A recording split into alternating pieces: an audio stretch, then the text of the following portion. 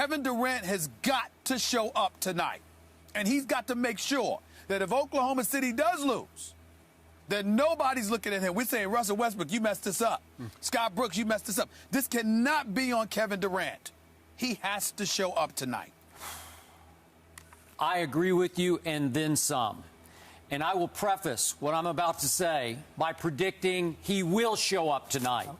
I think Kevin Durant will have an MVP caliber game tonight, and I believe the Thunder will win in the grindhouse and get this back to Oklahoma City for a Game 7. Now, back to what has not been Kevin Durant over the last 4 games. Just think about this. The runaway MVP, the man who 41 straight times during the regular season scored 25 or more points. Last 4 games from the field, he shot 37%, while during the regular season, he shot 50.3. Last 4 games from three-point range, 26%. He made 39% during the regular season. From the free throw line, last 4 games, 72.7%, 87% during the regular season. What is happening to Kevin Durant? Tony Allen is partially happening to Kevin Durant. Partially. Not only is he basically, quote-unquote, in his jock, he's in his head. And Kevin has admitted he's maybe thinking a little too much about the bulldog defender. I'm not sure there's a better perimeter defender in period than Tony Allen is. You want to talk about toughness personified, it's Tony Allen. But Stephen A. Smith, we've had Tony on the show. You know him. I know him a little bit. He's listed at 6'4". I'm not sure he's 6'4". I'll give him 6'3.5", maybe. Kevin Durant is listed at 6'9". I'm going to give him 6'10", because he sure looks 6'10" to me. Okay, help me out with the math here. Let's do 6'3.5" versus 6'10". What is that? 6.5, maybe 7 inches he's got on him? And he never posts him up one time? You are fond of saying that Kevin Durant can pull up from 30, right? How many times have you said it on this show? Not once. Well, that's about all he does now is pull up from 30. Yep. Do you realize this past regular season, this year's regular season, he shot 157 more three-point shots. He attempted 157 more than he attempted 2 regular seasons ago in the same number of games. Wow. Plus 157? So now you're a three-point shooting artist at 6 feet 10 inches tall? You got to be better than that.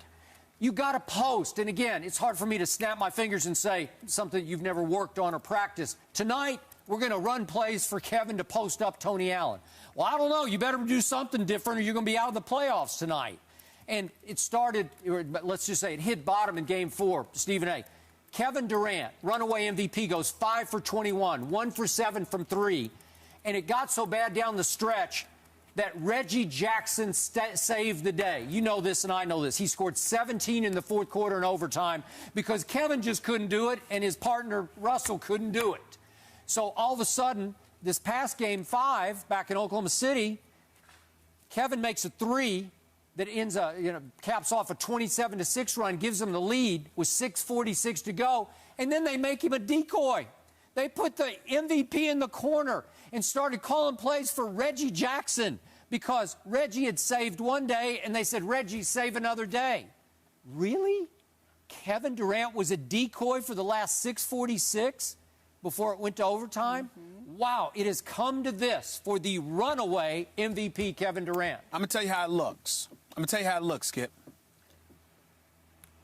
When you're going up against a shorter dude who can really defend, you appear tentative to put the ball on the floor. He's afraid to, I agree. When Kevin Durant puts the ball on the floor and he's driving, he looks scared. It's like he looks more afraid of making a turnover than he looks confident in making a shot. 6 last game. He's preoccupied. 6 turnovers, because Tony Allen has gotten in his head. He has. He's made him a bit hesitant and reluctant to dribble the basketball. Yep.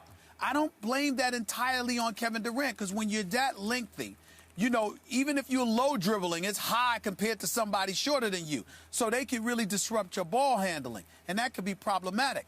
And if you all up under them, you can't get the kind of leverage you want in the legs under you to really pull up. There's a lot of explanations to this.